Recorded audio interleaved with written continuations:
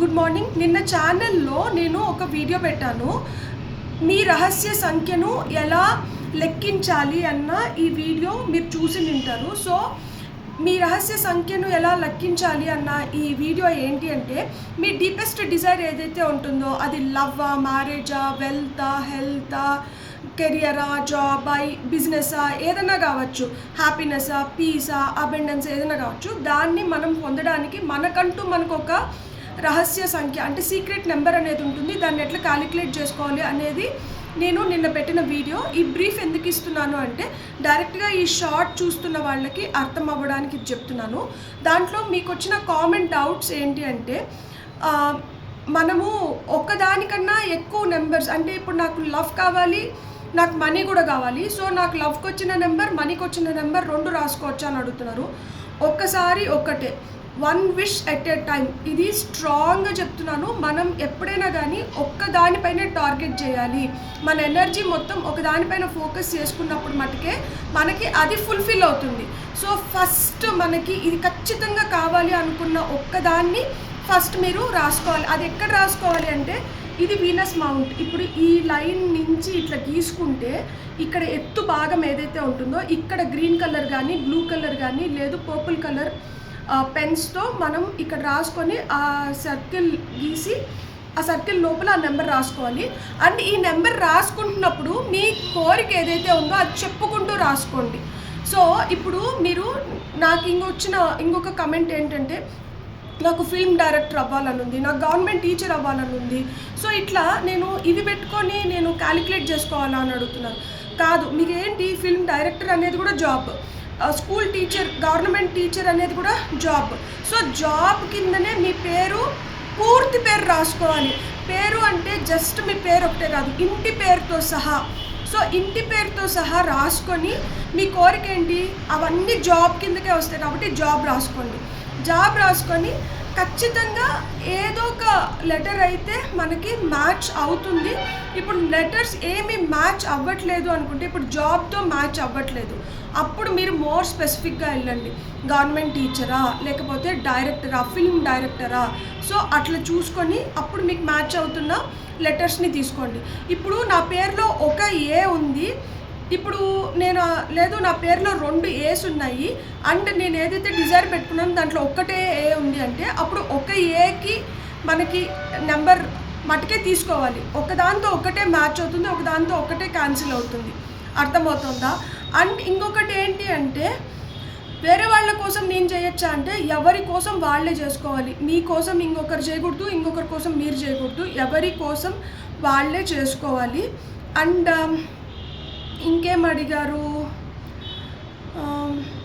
ఒక లెటర్ కూడా మ్యాచ్ అవ్వకపోతే ఎట్లా అంటే, నేను ఇది మురికే చెప్పాను కదా, ఒక లెటర్ కూడా మ్యాచ్ అవ్వకపోతే, ఇప్పుడు జాబ్లో మన పేరులో ఒక్క లెటర్ కూడా మ్యాచ్ అవ్వట్లేదు, జాబ్లో స్పెసిఫిక్గా మీరు ఏం కావాలనుకుంటున్నారో దాన్ని రాసుకొని అలా చూసుకోండి. మ్యాచ్ అవ్వకపోతే, మ్యాచ్ అయితే మటుకు జాబే చూసుకోండి. అండ్ మీరు ఎప్పుడైనా కానీ రాసుకుంటున్నప్పుడు, ఇప్పుడు జాబ్ అనుకొని మనం చేసినాము, ఏం జాబ్ కోరుకుంటున్నారు అనేది, ఈ జాబ్ నాకు వచ్చేసింది అని నేను పూర్తిగా నమ్ముతున్నాను అనుకొని ఆ నెంబర్ రాసుకోండి చేతిపైన, సరేనా?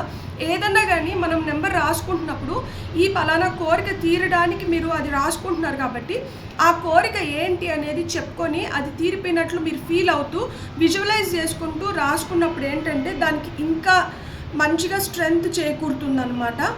సో ఇంకా బిజినెస్ గ్రోత్ కోసం చెప్పండి అంటే, ఇప్పుడు ఇది కెరియర్ అడ్వాన్స్మెంట్స్ గురించి వస్తుంది, లేదు అంటే మన కెరియర్ బెటర్ అవ్వడానికి మనం చేసుకుంటున్నాము. సో ఇవన్నీ ఏంటంటే ఎస్టాబ్లిష్మెంట్స్ కిందకు వస్తాయి అన్నమాట.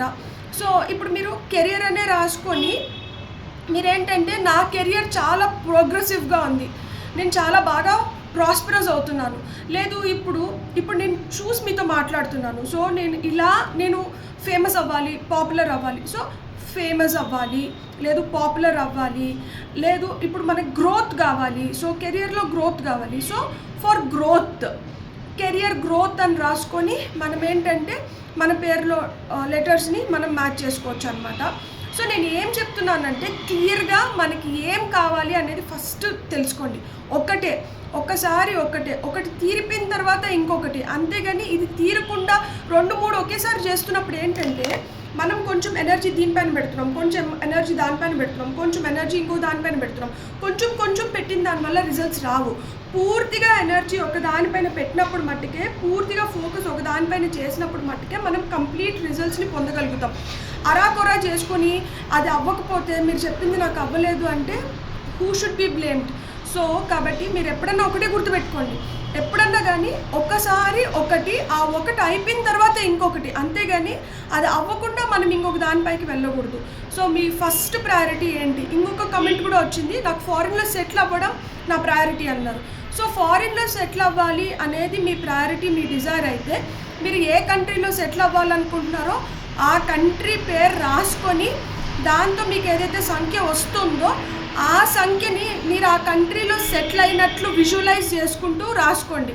మీరు దేనికోసం ఒక సంఖ్యని తీసుకున్నా కానీ అది పలానా దానికోసం నేను తీసుకున్నాను కదా, అది పూర్తవుతుంది, ఇది నాకు అది తీసుకొని వచ్చి పెడుతుంది అని మీరు విజువలైజ్ చేసుకుంటూ మీరు అనుకుంటూ మీరు రాయండి. ఎందుకంటే ఆ సంఖ్య దేనికి వచ్చింది, మీరు దేనికి రాస్తున్నారో తెలియాలి కదా.